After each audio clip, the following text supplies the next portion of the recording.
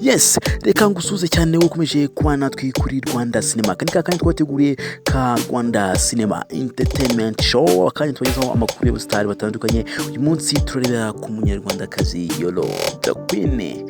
YOLLO the Queen nawe ni umukobwa mwiza uzwiho kuba ari umukobwa ufite ikibuno gikurura abagabo. Uyu munsi rero turareba ku munyarwandakazi YOLLO the Queen, bivuga yuko ahanganiye ubwiza na Shaddyboo, nubwo we ubwe yivugira yuko Shaddyboo atari umukobwa wo guhangana nawe kuko amurusha ubwiza. Reka ngaruke mu kanya, reka mfate kano kanya nduhuke, maze ngaruke mu kanya dukomeza n'ikiganiro kuva gitangiye kugera kirangiye. Ngewe wakiguteguye no kukikugezaho ndi Mr. Rene. Yes, nta gutinda, reka ngusuze cyane wewe uherereye mu majyepfo y'u Rwanda, ngusuze nawe kandi uherereye mu majyaruguru, meze bite? Reka mbasuze namwe muri iburasirazuba, iburengerazuba, ndetse no kubajama mwese muherereye mu mujyi wa Kigali.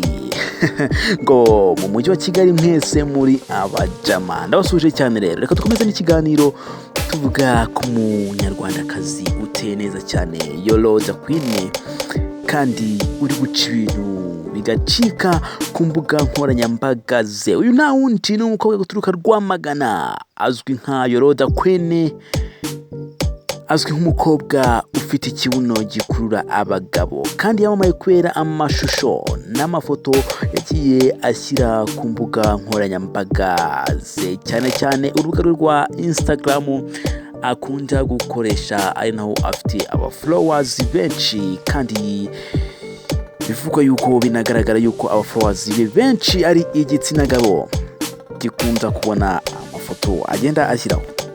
Yes, YOLLO the Queen akomeje kwerekana ko ari umunyarwandakazi uteye neza muri Kigali, ku buryo bamwe mu bamukurikirana bemeza ko Shaddyboo nta jambo afite imbere ya YOLLO the Queen, bagendeye ku bwiza ndetse n'imiterere y'abantu bakobwa uko ari babiri, bose batigisa imbuga nkoranyambaga bakoresha ubwabo. Shaddyboo nawe ni umukobwa wamamaye mu kwifotoza. Ese nawe urebye aya mafoto abiri y'abano bakobwa, urabona YOLLO the Queen yaba aje gukura Shaddyboo ku mwanya we w'ubwiza akamukubita inshuro. Ni nyuma yaho YOLLO the Queen ashyize hanze amafoto kuri Instagram ye, abamukurikirana bagatangarira imiterere ye, bakanavuga ko ntaho ahuriye na Shaddyboo cyangwa se Mbabazi Shadia. YOLLO the Queen nawe akurikiranwa n'abatari bake mu bakomeye hano ku isi, twavugamo nk'umuraperi w'ikirangirire ariwe Drake, cyangwa se tukavugamo na Diamond Platnumz, nawe bivuga yuko afitanye akantu ndetse afite ibiganiro ajya agirana na YOLLO the Queen byabo byihariye. Sabo nyine bakunda YOLLO the Queen, hari na benshi hano mu Rwanda bazwi kandi bakurikira YOLLO the Queen, harimo nk'abanyamakuru ndetse n'abakinnyi ba filimi hano mu Rwanda. Yes, nanjye tuvugana kano kanya ndi umwe mu bakurikirana uyu mukobwa w'icyamamare ukurikiranwa n'abatari bake ariwe YOLLO the Queen, kandi hari benshi bagiye bamubaza n'ibibazo ku mwanya yageneye abafana be. Ese kano kanya wakibaza, ese ni ibihe bibazo byabajijwe uyu mukobwa w'umunyarwandakazi uturuka za Rwamagana? Ibibazo yagiye abazwa n'abamukurikirana nibi. Ese weho uramutse uhuye n'uyu mukobwa cyangwa se ukagira amahirwe yo kumwandikira, ubizi neza yuko ari bugusubize, ni ibihe bibazo wamubaza? Gusa nubwo hari abamubajije ibibazo, uyu turabwira ku bibazo bigera kuri 3 bamubajije, gusa abenshi batunguwe n'ibisubizo yabasubije ku bijyanye n'ibyo bibazo bamubajije.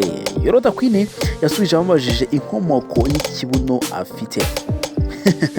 Yanasubije kandi abamubajije niba akiri Isugi cyangwa se niba afite umukunzi akiri Isugi. Ngibyo ibibazo bitatu byabajijwe uyu munyarwandakazi YOLLO the queen. Ese weho umukobwa ibibazo ubibajijwe mu by'ukuri wavugisha ukuri ukabwira ukuri abafana bawe, cyangwa se nawe ufite ukundi wasubiza gutandukanye n'ukuri? Gusa YOLLO the queen we avuga ko ibisubizo yahereje abafans be cyangwa se abamukurikirana ku rukuta rwa Instagram ari naho yari yabajijwe ibyo bibazo, yababwiye yuko nta gushidikanya ibisubizo byose yabasubije harimo ukuri kutavangiye. Reka tugaruke gatoya mu kanya tuza tureba ku bisubizo YOLLO the queen yasubije abafans be.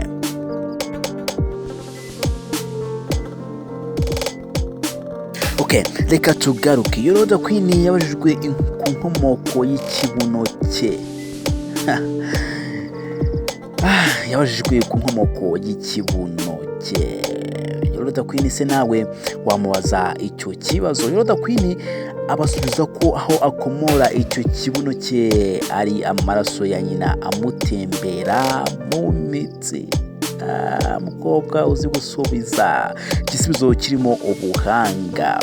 Se we wari witeze ko abasubiza mu kiye? Se nawe uri nkanje wari witeze yuko abasubiza yuko abikomora kuri siporo, ku byo arya cyangwa se ibindi?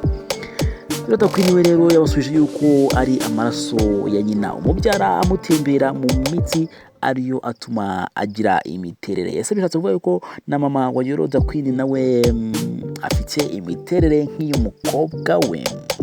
Ntabwo mbizi, tuzakora ubushakashatsi cyangwa se dusure uyu mukobwa tumubaze nkatwe by'umwihariko. Ikibazo kindi yabajijwe niba yaba akiri Isugi. What now? Igisubizo nawe witeze kuba wakumva. Se YOLLO the queen uratekereza yarasubije abafana be ikihe gisubizo? Igisubizo nta kindi. Igisubizo cyatunguye benshi nuko yabwiye ko akiri Isugi. Igisubizo cyatumye ucyumvise wese yikanga, kandi igisubizo wiherewe na nyir'ubwite aricyo ugomba kugenderaho. Ese nawe iki gisubizo kiragutunguye, cyangwa se nawe wemera ko ukuri ubwiye na nyirako ariko ugomba kugendera ko? YOLLO the queen rero yasubije abafana be yuko akiri Isugi, akimeze nk'uko yavutse. Ikibazo cya nyuma YOLLO the queen yabajijwe mu byo twabateguriye, yabajijwe niba afite umukunzi. Icyo gihe YOLLO the queen yasubije ko afite umusore uri kwita ku mutima we. Wamenya niba ari umukunzi we cyangwa se niba ari just a friend, inshuti ye gusa cyangwa se ibindi. Gusa yasubije abafana we ko afite umusore uri kwita ku mutima we. Ese wakita ku mutima w'umukobwa udakunda? Yes, igisubizo nawe aho wakikuriramo ukoresheje ubusesenguzi bwawe. Ngibyo ibibazo bigera kuri bitatu byabajijwe uyu mukobwa YOLLO the queen, kandi uyu mukobwa YOLLO the queen bivugwa yuko Shaddyboo yamubrotse nta bushuti bwihariye bafitanye, yamuburutse ku rukuta rwa Instagram. YOLLO the queen kandi yemeza yuko arusha abakobwa bose kuryoha. Uyu mukobwa kandi yanaguze imodoka ihenze cyane yo mu bwoko bwa Louis Vuitton.